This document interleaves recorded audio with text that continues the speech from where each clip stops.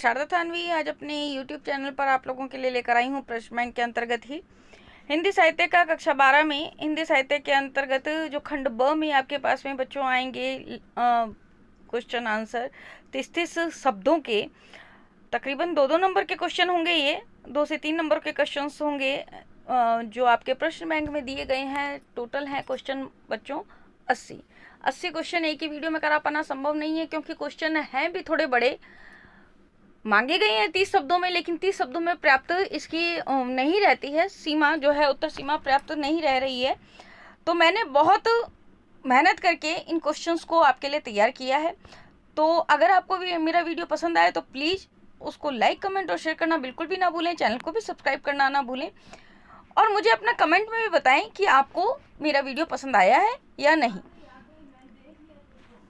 देखिए, मैं आपको अपनी इस वीडियो में करवा रही हूँ तकरीबन 20 क्वेश्चन। देखिए, पहला क्वेश्चन है आपके पास में, ताली पीटे श्री धुने मीठे बोली माई पंक्ति के माध्यम से कबीर क्या संदेश देना चाहते हैं। और मैं ये भी बता रही हूँ कि इनके अंदर जो क्वेश्चंस हैं वो आपको पाठ्य पुस्तक में या गाइड में एज इट इज कहीं नहीं मिल रहे हैं। तो बच्चों के लिए ये भी बहुत एक बड़ी समस्या हो गई है कि बच्चों को वास्तव में क्वेश्चन आंसर सारे नहीं मिल पा रहे हैं। तो उसके लिए भी मैंने कोशिश की है कि हाँ, बच्चों को एक ही वीडियो में क्वेश्चन आंसर मिल जाए। मैं अपने आज इस वीडियो में करवा रही हूँ 20 क्वेश्चन। आज हम इनके क्वेश्चन आंसर करेंगे। मैं आपको पढ़ के क्वेश्चन बता रही हूँ और उसका आंसर बता रही हूँ। अगर आपको मेरा वीडियो पसंद आए तो प्लीज़ लाइक कमेंट और शेयर करना बिल्कुल भी ना भूलें, चैनल को भी सब्सक्राइब करना ना भूलें। देखिए, हम बच्चों प्रारंभ करते हैं खंड ब में। पहला क्वेश्चन, ताली पीटे सिर धुने मीठे बोली माई पंक्ति के माध्यम से कबीर क्या संदेश देना चाहते हैं। इस पंक्ति के माध्यम से बच्चों कबीर संदेश देना चाहते हैं कि मक्खी मीठे के लोभ में धंस गई, मीठे के ऊपर बैठी और उसमें धंस गई और उसके पंख उसमें लिपट गए। जब वह उससे छुटकारा पाने के लिए ताली पीटती है अर्थात हाथ मलती है, यानी कि कोशिश करती है, अपनी अनवरत कोशिश करती है और सिर भी धुनती है, परंतु वह उससे छुट करके उड़ नहीं पाती। मीठे ने उसे नष्ट कर दिया है। इसमें आसक्ति एवं कुसंगति से बचने के लिए कहा गया है कि जिस चीज के प्रति आप आकर्षित हो रहे हैं उससे आप बचिए, उसी में आपका भलाई निहित है। अतः जीव या व्यक्ति को माया मोह एवं विषय शक्ति से दूर रहना चाहिए तथा बंधन से ग्रस्त नहीं होना चाहिए। इस ज्ञान साधना का प्रयास करना चाहिए। दूसरा नंबर क्वेश्चन है, देखिए, जय कुछ चितवे राम बिन सोई काल की पास। इस पंक्ति का आशय स्पष्ट करना है। आशय यह है कि जो ईश्वर का चिंतन स्मरण किए बिना अन्य सांसारिक विषयों का चिंतन करता है वह काल अर्थात मृत्यु के बंधन में पड़ता है, अर्थात उसे मुक्ति नहीं मिलती है। अतः इसमें परमात्मा के नाम स्मरण को ही मुक्ति का साधन बताया गया है। प्रश्न 3 है, कबीर की भाषा पंचमेल खिचड़ी सधुकड़ी है।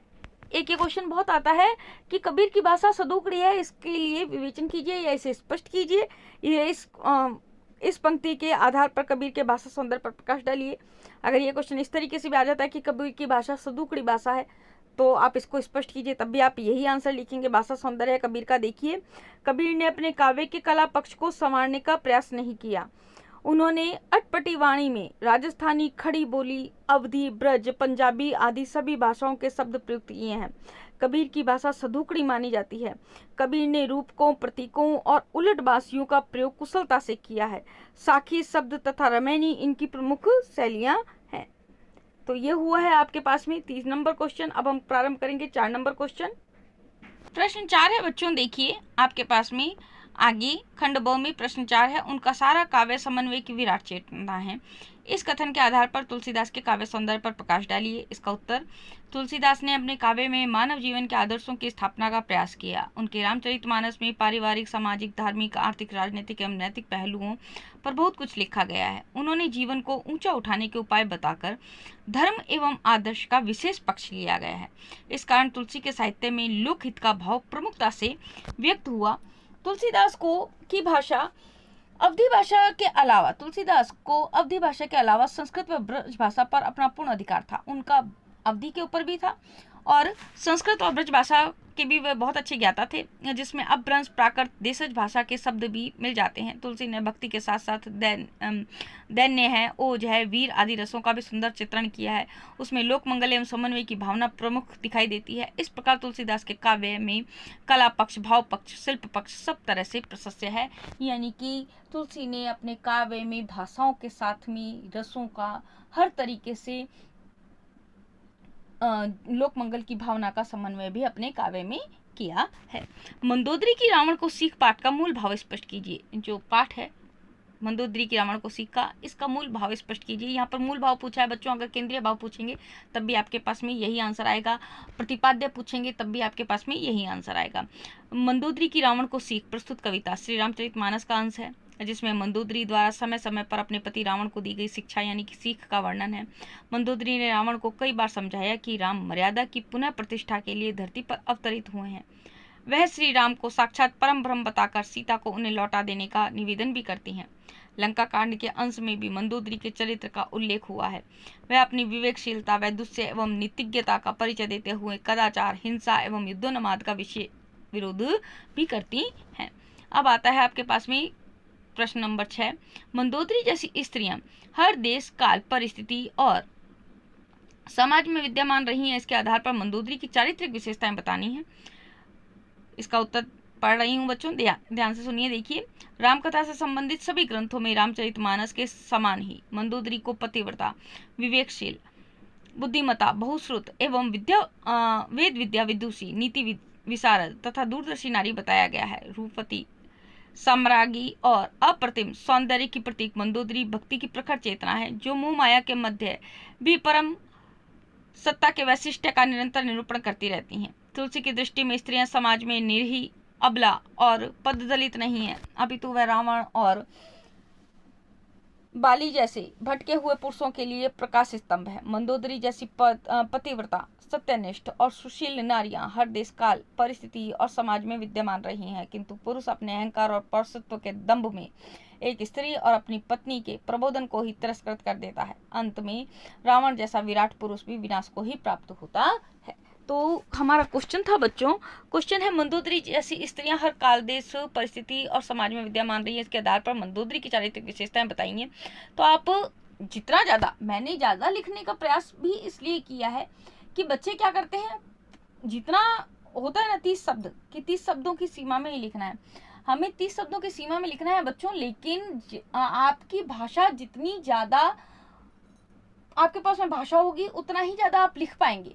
और अगर शब्द सीमा दे रखी है, बहुत अच्छा है आपके पास में शब्द सीमा दे रखी है, आप उसको छोटा बना सकते हैं अगर आपके पास में बड़ा उपलब्ध है। लेकिन आपके पास में अगर छोटा ही है तो आप उसको बड़ा कैसे करेंगे? ठीक है, तो सबसे बड़ी बात है आपके पास में शब्द सीमा। आपकी शब्द सीमा, आपके पास में भाषा के ऊपर जितना अच्छा अधिकार रहेगा उतनी ही आपकी शब्द सीमा निकल करके आपके अंदर से आएगी। तो इसलिए मैंने आपके जो क्वेश्चंस हैं उनको थोड़ा बड़ा ही लिखने का प्रयास किया है। आप इसके अंदर से अपने अनुसार छोटा भी कर सकते हैं कि भाई हमने इनको छोटा कर दिया, आपको एज इट इज याद नहीं होता है, ये मुझे भी मालूम है कि बच्चों को बिल्कुल ऐसा कैसा याद हो जाएगा। वो रट्टू तोते बहुत कम होते हैं बच्चों। ज़्यादा से ज़्यादा क्वेश्चन को पढ़ो, उसके आंसर को पढ़ो 2 से 3 बार, फिर उसके अंदर जो पढ़ा है उसको आप अपने आप लिखने की कोशिश करिए कि हम क्या लिख पा रहे हैं और कैसा लिख पा रहे हैं। उसके बाद में आपको पता चलेगा कि आपकी काबिलियत कितनी है, आप कितना लिख पाएंगे। फिर आपको पता चल जाएगा कि उत्तर सीमा में भी आपके पास में अगर 30 शब्द है ना, तो आप ज़्यादा से ज़्यादा 35 या 40 शब्दों में ही लिख पाएंगे। आपने अगर 60 क्वेश्चन का भी, 60 शब्दों का भी या 70 शब्दों का भी पढ़ा है ना, आप उसके अंदर से आपको याद उतना ही रहेगा। अब देखिए आपके पास में जो प्रश्न 7 है, रामबाण अहि घन सरीस निकर निशाचर भेक पंक्ति का भावार्थ स्पष्ट कीजिए। तो इसका भावार्थ है बच्चों, श्री राम के बाण सर्पों के समान हैं और राक्षस के समूह मेंढकों के समान। जब तक वे सर्वत्र बाण इन मेंढक रूपी राक्षसों को काल का डस या उसका काल मतलब उसको डस नहीं लेते या ग्रास नहीं बना लेते, तब तक या उससे पहले ही अपनी हट छोड़ करके उपाय कीजिए, अर्थात सीता को वापस भेजकर राक्षसों का विनाश होने से बचाइए। तो ये है इस पंक्ति का भावार्थ राम बिन अहि गण सरी से निकर निशाचर भेक। श्री राम के बाण सर्पों के समान है और राक्षस के समूह मेंढकों के समान। जब तक वे सर्वत्र बाण इन मेंढक रूपी राक्षसों का नाश नहीं कर लेते या उन्हें डस नहीं लेते, तब तक वो अपने पहले की तरह हट छोड़ करके, मतलब आप अपना हट छोड़ करके उपाय कीजिए, अर्थात सीता को वापस भेज करके राक्षसों का विनाश होने से बचाइए। अब हम पढ़ रहे हैं अगला क्वेश्चन। रहीम के व्यक्तित्व के विविध गुणों का विलक्षण योग था। रहीम के व्यक्तित्व के विविध गुणों का विलक्षण योग था। इस पंक्ति के आधार पर रहीम का परिचय देना है। रहीम का व्यक्तित्व बताया गया है। देखिए बच्चों, रहीम बहुमुखी प्रतिभा के धनी थे। उनके व्यक्तित्व में विविध गुणों का विलक्षण योग था। वे बादशाह अकबर के नवरत्नों में से एक थे। वे प्रखर योद्धा, सेनापति, राजनीतिज्ञ, कुशल, अनेक भाषाओं के ज्ञाता, कुशल प्रशासक, आश्रयदाता, कालापारखी एवं दानवीर भी थे। रहीम का भारतीय संस्कृति से विशेष लगाव भी था और वे मुसलमान होकर भी कृष्ण भक्त थे। उन्हें जीवन के व्यापक अनुभव प्राप्त थे। धार्मिक सहिष्णुता, उदारता, मानवीय संवेदना के साथ वे अपने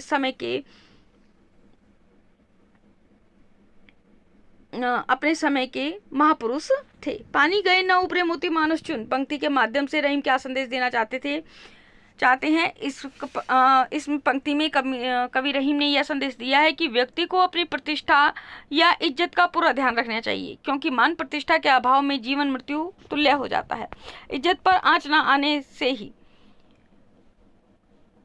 जीवन सुखमय बनता है। इज्जत पर जब नहीं आंच आती है तभी जीवन सुखमय बनता है। इसी प्रकार पानी अर्थात चमक के अभाव में मोती मूल्यहीन हो जाता है। पानी के अभाव में चूना अपनी उज्ज्वलता, सक्रियता खो देता है। इसलिए हर हालत में पानी बनाए रखना चाहिए। राजस्थानी में चून आटे को भी कहते हैं। इस प्रकार पानी के अभाव में आटा किसी काम का नहीं रह जाता, यानी कि उपयोगी नहीं रह जाता। अब देखिए 10 नंबर क्वेश्चन है, रहीम ने सज्जन लोगों की तुलना किससे की है और क्यों? कवि रहीम ने सज्जन लोगों की तुलना चंदन के वृक्ष से की है, क्योंकि जिस प्रकार चंदन के वृक्षों पर सांप लिपटे रहते हैं लेकिन उन पर सांपों के विष का कोई प्रभाव नहीं पड़ता, उसी प्रकार उत्तम पुरुषों का चरित्र विकार रहित होता है, इसी से वे कुसंग से अप्रभावित रहते हैं। तो ये हुए हैं आपके पास में 10 क्वेश्चन के आंसर। अब हम करते हैं 11 नंबर क्वेश्चन का आंसर। देखिए प्रश्न 11 प्रारंभ कर रहे हैं बच्चों हम। देखिए, राष्ट्र कवि उपाधि से सम्मानित मैथिली शरण गुप्त का साहित्यिक परिचय दीजिए। इनका साहित्यिक परिचय है। देखिए, गुप्त जी ने अपने जीवन काल में विपुल मात्रा में साहित्य रचना की। इनकी मौलिक काव्य कृतियों की सूची काफी लंबी है। इनके प्रमुख ग्रंथ हैं भारत भारती, हिंदू, अनक, जयद्रथवध, झंकार, तिलोत्तमा, किशान, पंचवटी, साकेत, यशोधरा, सिद्धराज, द्वापर, जय भारत, काबा और करबला, नहुल, प्रदक्षिणा तथा विष्णुप्रिया। इनका अनुदित साहित्य इस प्रकार है जो इन्होंने अनुवाद किया। जिस साहित्य का वो है विरहणी, व्रजांगना, मेघनादवध, ग्रस्त, गीता आदि। गुप्त जी ने लघु कविताएं भी लिखी हैं, खंड काव्य भी लिखा है, महाकाव्य के रूप में काव्य रचना कर अपने कवित्व का परिचय भी दिया है। तो ये इनका साहित्यिक परिचय है। अब आपके पास में अगर आता है इनका कवि परिचय दीजिए, तो आपको इनकी सारी की सारी जो इनके माता पिता का नाम, इनके जन्म स्थान का नाम, वो सब कुछ लिखना है।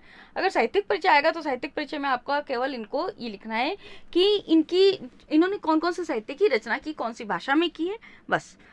और इसके अलावा आपको कुछ नहीं लिखना है। भारत भारती, अगला क्वेश्चन आपके पास में आया प्रश्न 12। भारत भारती के माध्यम से गुप्त जी ने पराधीनता और निराशा में डूबी भारतीय जनता को जागृत होने का आह्वान किस प्रकार किया? तो इसका उत्तर देखिए, भारत की श्रेष्ठता काव्यांश गुप्त जी के प्रसिद्ध काव्य भारत भारती से लिया गया, जिसमें उन्होंने पराधीनता और निराशा में डूबी भारतीय जनता को जागृत होने का आह्वान किया। भारत भारती राष्ट्रीयता की उद्घोषक रचना है। आज भले ही देश को स्वतंत्रता मिल गई हो, लोकतंत्रीय शासन भी चल रहा हो, परंतु समाज में अधोगति के अनेक दृश्य आज भी साकार दिखाई देते हैं। जैसे अब अनेक अनार्य जातियों के आगमन से हिंसा एवं दुराचार होने लगा है, मतलब नियम चरण जो है वो विकृत हो गया है। भारत अब सोने की चिड़िया नहीं रह गया है। आर्यों के आदर्श लुप्त हो गए हैं, लोगों के आचार विचार बदल गए हैं, काला धन, भ्रष्टाचार, कर्तव्यहीनता आदि अनेक बातें पनप रही हैं, जिससे देश अधोगति की ओर जा रहा है। प्रश्न 13 है, हम ही भेज देती हैं रण में पंक्ति के माध्यम से क्षत्रिय स्त्रियों की विशेषताएं बताइए।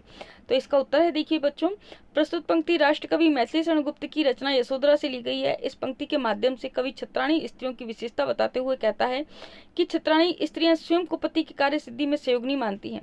वे स्वयं अपने हाथों से प्रियतम को सुसज्जित करके सहर्ष युद्ध भूमि में भेज देती हैं, क्योंकि वे अपने क्षत्राणी होने के धर्म का निर्वाह करना जानती हैं। 14 नंबर क्वेश्चन है, राम की शक्ति पूजा कविता में राम रावण युद्ध सत्य और असत्य की दो विरोधी प्रवृत्तियों की टकराहट है, स्पष्ट कीजिए। इसका उत्तर है, निराला ने श्री राम को सत्य का, न्याय का, धर्म और सहज मानवीय व्यवहार का, दया, प्रेम, सौख्य, मैत्री एवं जिजीविषा का प्रतीक बताया है। इतना ही नहीं, निराला ने दुर्गा के स्वरूप को भी, अनेक को, उनके वाहन सिंह को भी सत्य का प्रतीक बताया है। महिषासुर एवं रावण तामसिक प्रवृत्तियों के प्रतीक हैं। विशेषता ये असत्य, अन्याय, अधर्म एवं क्रूरतम आचरण के प्रतीक भी हैं। निराला ने इन्हें अमावस्या की रात्रि के साधन, अंधकार का प्रतीक भी बताया है। इस तरह असत्य एवं सत्य में सदा संघर्ष चलता रहता है। इस संघर्ष में सत्य एवं तामसिक पक्ष के अति प्रबल होने पर भी सत्य पक्ष की ही विजय होती है। राम की शक्ति पूजा में भी यही दिखाया गया है। अब हम कर रहे हैं प्रश्न 15 नंबर क्वेश्चन है बच्चों, देखिए, अन्याय जिधर है उधर शक्ति, यह पंक्ति वर्तमान परिप्रेक्ष्य में क्या साम्य रखती है? तो इसका उत्तर है, राम रावण युद्ध में यद्यपि रावण अधर्म का पक्षधर था, परंतु उसने मंत्र साधना से महाशक्ति को अपने पक्ष में कर रखा था। वर्तमान में भी समाज के दो वर्ग हैं, रामत्व का अनुसरण करने वाले न्यायी वर्ग तथा रावणत्व का समर्थक अन्यायी वर्ग। श्री राम भी जामवान से कहते हैं कि अन्याय जिधर है उधर शक्ति। समाज में यह स्थिति आज भी देखी जा सकती है। अन्याय के पक्षधर सारे सुख भोग रहे हैं, वे सब न्याय मार्ग पर चलने वाले सामान्य मानवों को हर तरह से शोषण कर रहे हैं। इस प्रकार आधुनिक युग सत्य को लक्ष्य कर कहा गया है कि यह कथन आज पूर्णतया घटित दिखाई देता है। 16 नंबर क्वेश्चन है, धिक जीवन जो पाता ही आया विरोध। इस पंक्ति में कवि के स्वयं के जीवन की झलक है, स्पष्ट कीजिए। ये निराला की पंक्ति है।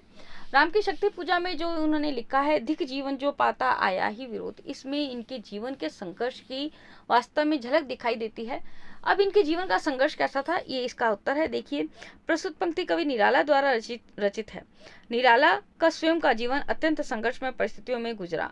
उनकी पत्नी मनोहरा देवी इन पर एक पुत्री व पुत्र का भार छोड़कर शीघ्र ही इस संसार से विदा हो गई। सन 1919 ईस्वी में महामारी में चाचा व पिता की भी अकाल मृत्यु हो गई। स्वजनों के स्नेह से वंचित होने के कारण उनके हृदय को आघात भी लगा और इस बीच उन्हें पर्याप्त आर्थिक संकटों से भी जूझना पड़ा। उनकी प्रिय एवं युवा विवाहिता पुत्री जब सरोज का निधन हुआ, दुखद मृत्यु हुई आर्थिक अभाव के कारण ही, क्योंकि वो उसका इलाज भी नहीं करवा पाए थे, तो उन्हें झकझोर के रख दिया। वो अंदर तक टूट गए इस घटना से। जीवन में प्रतिकूलता एवं व्यथा को झेलते हुए वे थक से गए थे। ऐसे समय में उपरोक्त पंक्ति धिक जीवन जो पाता आया ही विरोध बिल्कुल सही प्रतीत होती है, जो उन्होंने श्री राम के लिए राम की शक्ति पूजा में रची। जयशंकर प्रसाद का साहित्यिक परिचय दीजिए। इसका साहित्यिक परिचय देखिए बच्चों, प्रसाद जन्मजात प्रतिभाशाली एवं अंतर्मुखी प्रवृत्ति के मानव थे। उन्होंने 70 से अधिक कहानियां लिखी, जिसमें ऐतिहासिक तथा संस्कृति आदर्शों की प्रतिष्ठा की। भारतीय इतिहास से अनुप्राणित श्रेष्ठ नाटकों की रचना तथा 3 उपन्यास भी रचे। साथ ही कुछ समीक्षात्मक निबंध भी लिखे। उनकी रचनाएं हैं काव्य संग्रह आंसू, झरना, लहर, प्रेम पथिक, महाकाव्य कामायनी। नाटक है इनका अजातशत्रु, स्कंदगुप्त, चंद्रगुप्त, ध्रुव स्वामिनी आदि। कहानी संग्रह इनका आंधी, इंद्रजाल, आकाशदीप तथा काव्य और कला एवं निबंध आदि की गणना भी की जाती है। 18 नंबर क्वेश्चन है, सांप सफरी सी अटकी है, किसकी आशा में पंक्ति का भावार्थ स्पष्ट करना है आपको। प्रस्तुत पंक्ति में महाराणा प्रताप की अंतिम सांस ऐसे वीरता पूर्वक और आश्वस्त करने वाली वाणी सुनने के लिए अटकी हुई है, जो यह कह दे कि मैं मेवाड़ की स्वतंत्रता की रक्षा करूंगा और अंतिम दम तक मैं मातृभूमि की सेवा करूंगा। ऐसे वीर उद्घोषणा सुनने के लिए ही कवि ने महाराणा प्रताप की सांसें अटकी हुई बताई हैं। अब आपके पास में 19 नंबर क्वेश्चन है, पेशोला की प्रतिध्वनि कविता में अरावली श्रृंग सा समुन्नत सिर किसका बताया गया है और क्यों? इसका उत्तर है, पेशोला की प्रतिध्वनि में अरावली पर्वतमाला के शिखरों की भांति समुन्नत सिर महाराणा प्रताप का बताया गया है, क्योंकि वर्तमान में महाराणा प्रताप के समान ओजस्वी और पराक्रमी भावना का लोप हो गया है। इसी कारण आज हमारे देश की दुर्दशा हो रही है। अब आता है आपके पास में 20 नंबर क्वेश्चन। इस वीडियो का आज का अंतिम क्वेश्चन है बच्चों। प्रश्न बैंक के अंतर्गत इसी खंड के 3 और वीडियो मैं अपलोड करूंगी, तो प्लीज आप वीडियो देख करके, पूरा वीडियो देख करके मुझे जरूर बताइएगा कि आपको वीडियो कैसा लगा, और कमेंट करना बिल्कुल भी ना भूलें। चाहे अच्छा लगे चाहे बुरा लगे, कमेंट जरूर करिए, ताकि मुझे भी अपनी कमियों का भी पता लगे। ये मेरा प्रयास है आप लोगों तक अपनी भावनाओं को पहुंचाने का, अपनी विद्या को पहुंचाने का, ताकि मैं बच्चों की ज़्यादा से ज़्यादा हेल्प भी कर सकूं, उनका सहयोग भी कर सकूं, और बच्चे क्या चाहते हैं उसको देख करके, उसको सुन करके मुझे भी लगे कि हाँ, मैं अपने प्रयास को इस और आगे ले जा सकती हूँ। तो देखिए, आपके पास में प्रश्न 20 है, क्षमा शोभती उस भुजंग को पंक्ति में क्षमा किसको शोभती है? तो इस पंक्ति का उत्तर देखिए, क्षमा उस पुरुष को शोभती है जिसमें विरोध करने की क्षमता हो, पराक्रम दिखाने का ओजस्वी गुण हो, और जो अपने शौर्य से दूसरों को दंडित कर सके। विनाशक शक्ति वाले पुरुष को ही क्षमा शोभती है। जो पहले से ही दुर्बल हो, जो खुद के लिए ही कुछ ना कर सके, ऐसे व्यक्ति को क्षमा नहीं शोभती, यानी कि ऐसे व्यक्ति को क्षमा शोभायमान नहीं होती। जो वीर हो, पराक्रमी हो, जो दुष्टों का नाश कर सके, ऐसे व्यक्ति को ही क्षमा शोभायमान होती है। तो ये हुए हैं आपके पास में बच्चों हिंदी साहित्य के 20 प्रश्न। मेरे पास में बार बार आ रहा है आप लोगों के लिए कि मैडम हिंदी अनिवार्य का वीडियो डालें। हिंदी अनिवार्य का वीडियो भी जल्दी ही आ जाएगा आप लोगों के लिए। और मैं आप लोगों को बार बार कहना चाहूंगी बच्चों, कोरोना काल जरूर चल रहा है, लेकिन दुख की इस घड़ी में, संकट की इस घड़ी में हम लोगों को कहीं पे भी हारना नहीं है। अपना प्रयास लगातार जारी रखना है। अपना बचाव करके घर में रह करके आप अपनी स्टडी पे फोकस कीजिए। मन को भी बहलाने का प्रयास कीजिए, थोड़ा मन भी इधर उधर लगाइए। मतलब कहीं कभी योगा करिए, कभी कुछ अच्छा साहित्य पढ़िए, आप म्यूजिक भी सुन सकते हैं। सब कुछ ऐसे प्रयास जो आपको जीवन को सकारात्मक ले जा सकें। आज के अपने इस वीडियो में इतना ही।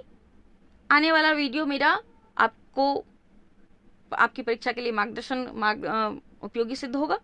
इसी आशा के साथ आज के लिए धन्यवाद। नमस्कार।